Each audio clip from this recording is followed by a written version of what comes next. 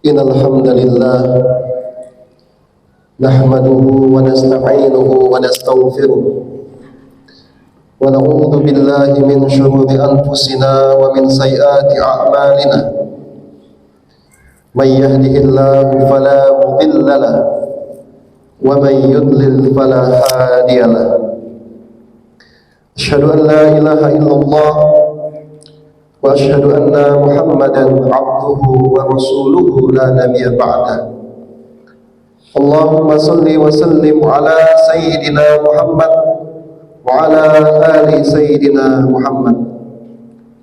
Faqala Allah ta'ala fi kitabihil karim, ya ayyuhalladzina amanu taqullaha haqqa tuqatih wa la tamutunna illa wa antum muslimun. Ma'asyiral muslimin, usikum wa nafsi bittaqwallahi faqad fazal muttaqun. Pertama-tama, marilah kita senantiasa mengucapkan syukur kepada Allah Subhanahu wa taala atas segala nikmat serta hidayahnya, sehingga sampai saat ini kita masih diberikan kesempatan untuk melaksanakan kewajiban kita sebagai seorang muslim, yaitu melaksanakan sholat Jumat secara berjamaah. Kemudian salawat beserta salam senantiasa semoga tidak pernah lupa kita sampaikan kepada suri tauladan kita, kepada pemimpin kita, kepada Nabi kita, kepada Rasul kita, Nabi Muhammad sallallahu alaihi wa alihi wasallam, juga kepada istri-istri beliau, kepada anak-anak beliau, kepada para sahabat-sahabatnya, dan semoga kita semua, khususnya yang ada di masjid ini, mendapatkan syafaat beliau nantinya di yaumil akhir. Amin ya rabbal alamin. Ma'asyiral muslimin yang dimuliakan Allah Subhanahu wa taala, mengawali pembacaan khutbah pada kesempatan kali ini, maka izinkan khatib berwasiat kepada diri khatib pribadi dan juga kepada semua jamaah sekalian untuk senantiasa meningkatkan ketakwaan kita kepada Allah Subhanahu wa taala dengan takwa yang sebenar-benarnya, dengan cara semaksimal mungkin, berusaha sekuat tenaga untuk melaksanakan apa-apa yang sudah diperintahkan oleh Allah Subhanahu wa taala, dan juga semaksimal mungkin berusaha sekuat tenaga untuk menjauhi apa-apa yang sudah dilarang oleh Allah Subhanahu wa taala. Karena sesungguhnya tidak ada yang bisa menyelamatkan kita di hadapan Allah Subhanahu wa taala di yaumil akhir nanti kecuali ketakwaan kita kepada Allah Subhanahu wa taala. Wa tazawwadu fa inna khairaz zadi taqwa. Berbekalah kalian, sesungguhnya sebaik-baik bekal adalah takwa kepada Allah Subhanahu wa taala. Ma'asyiral muslimin yang dimuliakan Allah Subhanahu wa taala, sesungguhnya hari Jumat adalah hari yang sangat mulia, hari yang penuh dengan keberkahan. Allah Subhanahu wa taala menamakan hari Jumat dengan Sayyidul Ayyam, penghulunya hari, pemimpinnya hari.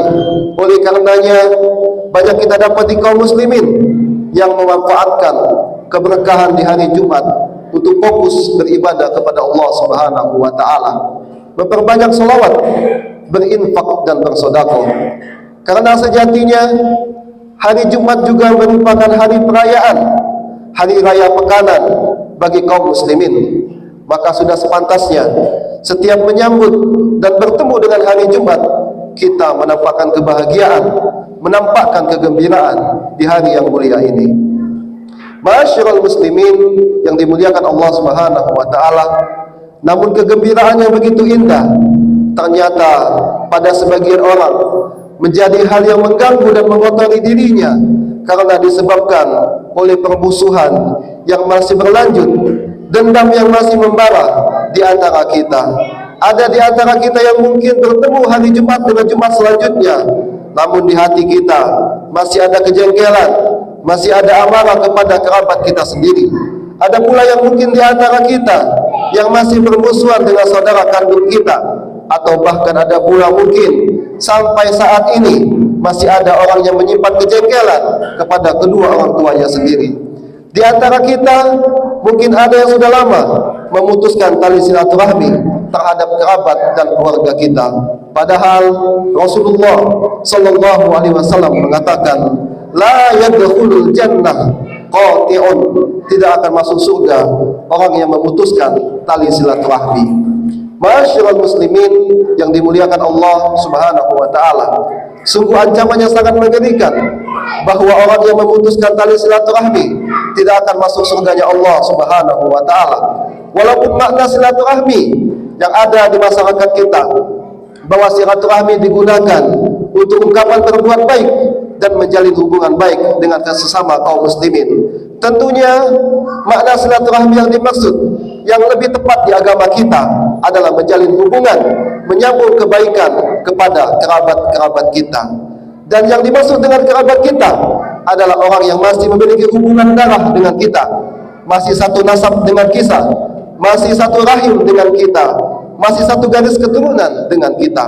Dan kerabat terdekat kita adalah ibu kita, ayah kita, kakek kita, nenek kita, saudara-saudara kandung kita, saudara seayah, saudara seibu, paman kita, bibi kita, sepupu-sepupu kita, keponakan kita, baik dari nasab ibu kita maupun dari nasab ayah kita.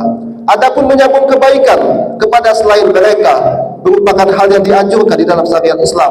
Namun hal tersebut sebenarnya tidak bisa dinamakan silaturahmi dalam makna agama, karena sebutan silaturahmi hanya dikhususkan kepada kerabat dan kedudukannya lebih mulia dan lebih tinggi di sisi Allah Subhanahu wa taala.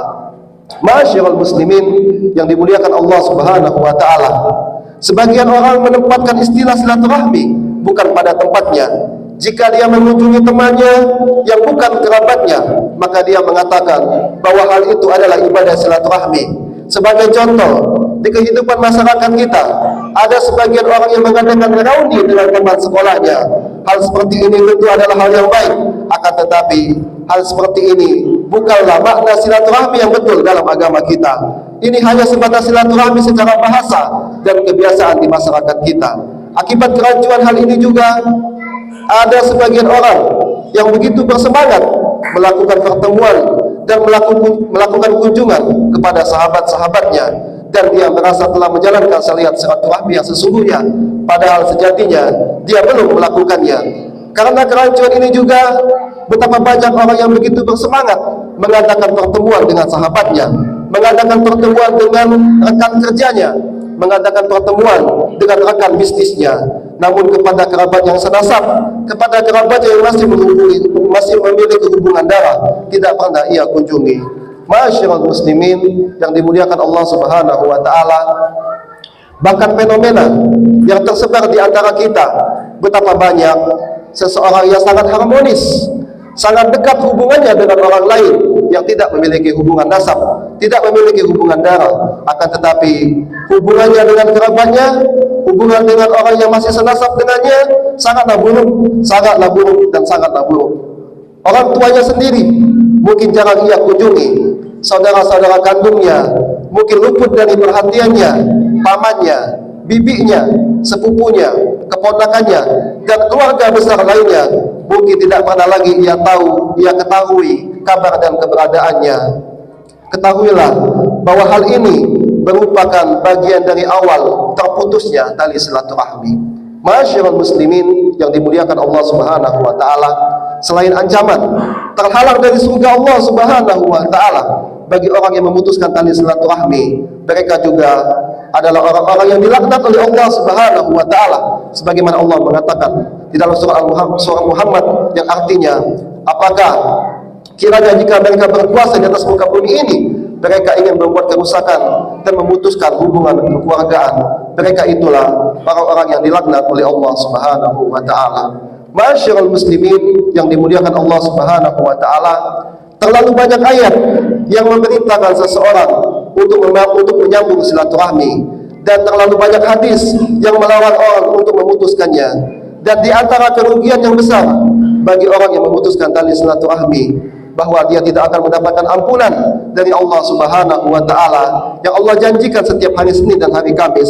Rasulullah sallallahu alaihi wasallam mengatakan, tuftahu abwabul jannah yaumil isnai wa yaumil khamis. Sesungguhnya Allah Subhanahu wa taala membukakan pintu surga pada hari Senin dan hari Kamis.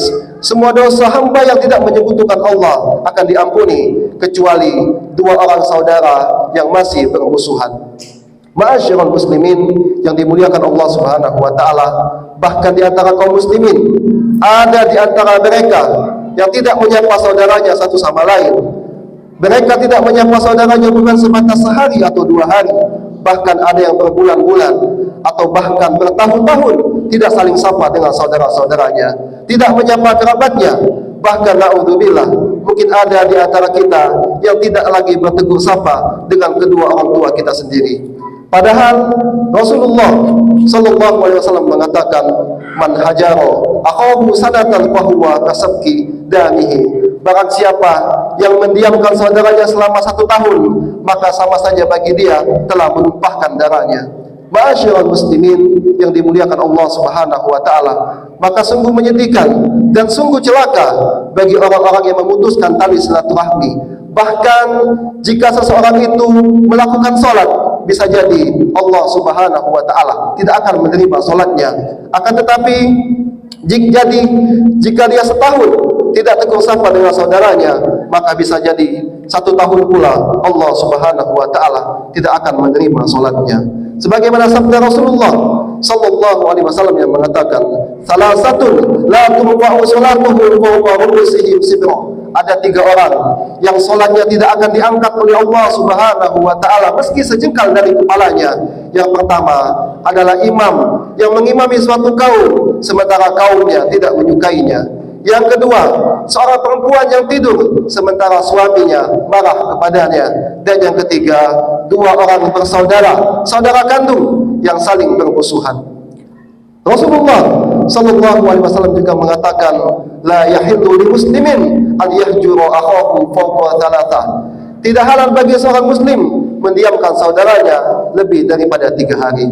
Ma'asyiral muslimin yang dimuliakan Allah Subhanahu wa taala, maka orang yang terbaik di sisi Allah Subhanahu wa taala adalah dia yang mengalahkan syaitan, mengalahkan rasa egonya untuk lebih dahulu menyambung silaturahmi yang telah rusak di antara kerabatnya. Tidak sebagaimana sebagian orang yang tidak mau menyapa saudaranya karena merasa lebih benar, karena merasa lebih tua. Ketahuilah bahwa meskipun kita berada di posisi yang benar, jika terjadi pemutus silaturahmi, maka dua-duanya salah di sisi Allah Subhanahu wa taala. Ma'asyiral muslimin yang dimuliakan Allah Subhanahu wa taala, bahkan ketahuilah bahwa Allah Subhanahu wa taala dalam banyak ayat memerintahkan seseorang untuk mendahulukan berbuat baik kepada kerabatnya, kepada keluarganya, bahkan daripada yatim, bahkan daripada fakir miskin pun sekalian. Di antara firman Allah Subhanahu wa taala, Allah Subhanahu wa taala mengatakan, wa idz akhadna mitsaqa bani Israil la ta'buduna illa Allah wa bil walidayni ihsan wa dzil qurba wal yatama wal masakin wa qul lin nasi husnan wa aqimus shalah. Dan ingatlah ketika Bani Israel mengambil janji, janganlah kamu menyembah kepada selain Allah, berbuatlah baik kalian kepada kedua orang tua kalian, berbuat baiklah kalian kepada kerabat kalian, berbuat baiklah kalian kepada yatim piatu, berbuat baiklah kalian kepada fakir miskin. Ma'asyiral muslimin yang dimuliakan Allah Subhanahu wa taala, pada ayat ini jelas Allah Subhanahu wa taala mendahulukan penyebutan berbuat baik kepada orang tua dan kerabat daripada anak yatim dan fakir miskin. Padahal siapa di antara kita yang meragukan tentang begitu besarnya pahala menyantuni anak-anak yatim? Siapa di antara kita yang meragukan tentang pahala dan keutamaan membantu fakir miskin? Tapi ternyata Allah Subhanahu wa taala menyuruh kita untuk mendahulukan berbuat baik kepada kerabat dan keluarga terdekat kita. Ma'asyiral muslimin yang dimuliakan Allah Subhanahu wa taala, tidak seperti fenomena di sebagian masyarakat kita yang sering kita jumpai. Ada sebagian orang yang begitu royal ketika diminta menyumbang masjid, ketika berdonasi untuk kegiatan sosial, menyumbang panti asuhan, menyumbang fakir miskin, puluhan juta uang ia keluarkan, tapi terkadang untuk orang tua sendiri dia pelit. Ada juga orang yang begitu bersemangat menyantuni anak yatim, membantu fakir miskin, menyantuni mereka, tetapi saudara-saudara kandungnya, adik kandungnya yang miskin, kakak kandungnya yang mungkin sedang kesulitan ekonomi, pamannya, bibiknya, sepupu-sepupunya yang mungkin sedang membutuhkan bantuan, jarang ia bantu, jarang ia tolong, jarang ia perhatikan. Padahal dia memiliki kemampuan, memiliki harta untuk membantu kerabat-kerabatnya. Sehingga muncullah istilah di masyarakat kita, saudara sendiri seperti orang lain dan orang lain seperti saudara. Dan inilah salah satu sebab terputusnya tali silaturahmi di antara kerabat kita. Ma'asyiral muslimin yang dimuliakan Allah Subhanahu wa taala, padahal ketika kita berbuat baik kepada kerabat kita, bersedekah kepada mereka, kita mendapatkan dua pahala, mendapatkan kedua kebaikan. Sebagaimana Rasulullah mengatakan, sesungguhnya sedekah kalian kepada fakir miskin mendapatkan satu sedekah, dan sedekah kalian kepada kerabat kalian yang miskin mendapatkan dua pahala, satu pahala sedekah dan satu lagi pahala menyambung tali silaturahmi. Ma'asyiral muslimin yang dimuliakan Allah Subhanahu wa taala, maka dari itu mari kita perhatikan kerabat-kerabat dekat kita. Tidak ada larangan bagi kita, bahkan sangat dianjurkan untuk bersedekah, membantu fakir miskin, membangun masjid, menyumbang dana sosial dan lain sebagainya. Akan tetapi jangan lupa, ada hak kerabat kita yang lebih dahulu harus kita tunaikan, apalagi jika kerabat kita tersebut ternyata adalah orang-orang yang sangat membutuhkan. Mari kita perhatikan kondisi orang tua kita, kondisi adik kandung kita, kondisi kakak kandung kita, paman kita, bibi kita, sepupu-sepupu kita, keponakan kita, dan semua keluarga besar yang masih menjadi kerabat dekat kita, untuk terus kita jaga silaturahminya, untuk terus kita jaga komunikasinya, kita jaga hubungan baiknya, karena itulah yang diperintahkan oleh Allah Subhanahu wa taala. Ma'asyiral muslimin yang dimuliakan Allah Subhanahu wa taala, seperti kita ketahui bahwa pahala silaturahmi sangat besar. Tak kala kita melakukannya pun, godaannya pun terasa sangat besar. Terkadang kita malas untuk berkunjung kepada kerabat kita, mungkin karena jauh, mungkin karena perlu ongkos dan lain sebagainya. Terkadang kita merasa berat untuk mengeluarkan harta membantu kerabat-kerabat kita. Kita takut bahwa harta kita bisa berkurang jika kita membantu saudara-saudara kita. Maka jika ini terjadi pada seseorang, maka ingatlah bahwa Rasulullah SAW mengatakan, barang siapa yang ingin dilapangkan pintu rezekinya, ingin dipanjangkan umurnya, hendaklah ia menyambung tali silaturahmi kepada kerabat-kerabatnya. Ma'asyiral muslimin yang dimuliakan Allah Subhanahu wa taala, maka pada hari Jumat yang mulia ini, di kesempatan yang indah ini, marilah kita menjalin kembali tali rumpun persaudaraan, tali silaturahmi, tali kekerabatan yang mungkin pernah terurai, pernah terputuskan antara kita dan saudara-saudara kita. Marilah kita menyambung silaturahmi yang telah terputus kepada kerabat dan saudara-saudara kita. Mari kita kalahkan ego kita. Buat apa kita menyimpan dendam dan permusuhan terhadap orang-orang dekat kita sendiri? Ingatlah bahwa mereka adalah saudara kita. Mereka adalah orang-orang yang masih memiliki nasab dengan kita, dan mereka adalah orang-orang yang memiliki hubungan darah dengan kita. Ingatlah bahwa kehidupan ini hanya sebentar, maka janganlah kita rusak dengan dendam, kita rusak dengan kejengkelan yang ada di hati kita, yang itu akan merugikan kita di akhiratnya Allah Subhanahu wa ta'ala. Demikian khutbah Jumat yang bisa khatib sampaikan. Mudah-mudahan Allah Subhanahu wa ta'ala memberikan kita taufik, memberikan kita hidayah, agar kita senantiasa mampu menjaga tali silaturahmi kepada kerabat-kerabat kita, dan Allah Subhanahu wa ta'ala memberikan kita kekuatan, memberikan kita kemudahan untuk menyambung tali silaturahmi yang mungkin ada terputus antara kita dan kerabat-kerabat kita. Amin Allahumma amin. Aqulu qawli hadha wa astaghfirullah li wa lakum wa lisairil muslimin min kulli dhanb fastaghfiruhu innahu huwal ghafurur rahim.